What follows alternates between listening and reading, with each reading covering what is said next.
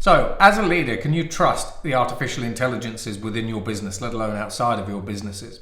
Now, one of my clients just spent $1.7 billion building their own artificial intelligence. It's a large language model, and actually it's going to be used across 300,000 employees. And fundamentally, when we actually have a look at AI from a couple of perspectives, on the one hand, these large language models tend to make things up. We know that, we've known that for a couple of years. In fact, we've actually known that AI hallucinates, as it's termed cutely, for the past couple of decades. It's not a new phenomenon. So that's one thing. However, increasingly, it is very, very easy for hackers to actually exploit your artificial intelligences, and they can do a few different things. On the one hand, they can poison the open source data sets that you use to train your artificial intelligence models to either destroy your AIs, create backdoors into your artificial intelligences, and or corrupt or influence their behaviors.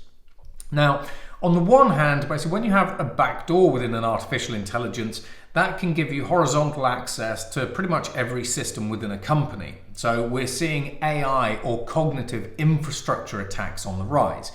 And you generally aren't really going to know what it's actually doing. In fact, there are very few ways to figure out if your artificial intelligence has been compromised. One way is to do A/B testing and AI auditing.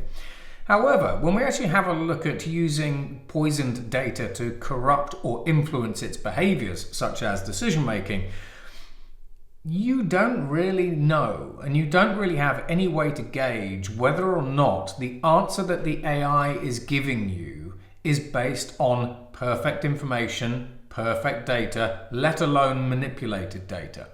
Now, I'll give you an example. Say, for example, you're a company in the FCMG sector and you want to move into a new sector. You ask your artificial intelligence as a leader, I want to move into China, I want to sell this kind of product, kind of what do you think the odds of me being successful are? And it will say, well, I think it's this.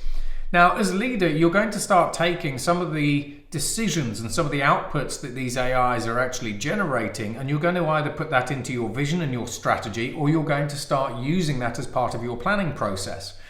Now, if that particular artificial intelligence's data set has been corrupted on purpose, perhaps, then the answer is wrong. So now you are basing your decision making and your future company strategy on information that is wrong. What is the consequence of that? And when we have a look at the criminal fraternity, they are getting very, very good. They've always been very, very good, arguably, at finding new ways to cripple your business, to extort data and money from you and everything else. So as leaders, if you have spent over $1 billion on an artificial intelligence, do you know how trustworthy it is? Do you know whether or not it's been corrupted? Do you know whether or not it's got any backdoors into your system? And even if you suspected any of this, how would you check? Because a lot of the AI tools that we need to monitor, diagnose, and analyze the AIs don't really exist. Explainable artificial intelligence is a fallacy, especially as many AIs are actually making up their own languages to talk to one another. And then as we have a look into the deeper future with agentic artificial intelligence and agentic workflows, so agent-based AI or large action models as they're also increasingly known, not only do you have the problem of trying to understand what your own AI is doing and is capable of and how it's behaving, but you also have the problem of trying to understand how everyone else's AIs are behaving and the impact that they have on your AI. So there are lots and lots of upsides to AI, but there are lots and lots of downsides to AI as well. And if you don't thoroughly red team those or explore those, then what spy are you putting into the heart of your business? That's it. So if you like that, like and subscribe and everything else. Follow me on all the socials, and I will see you in the next one. Goodbye.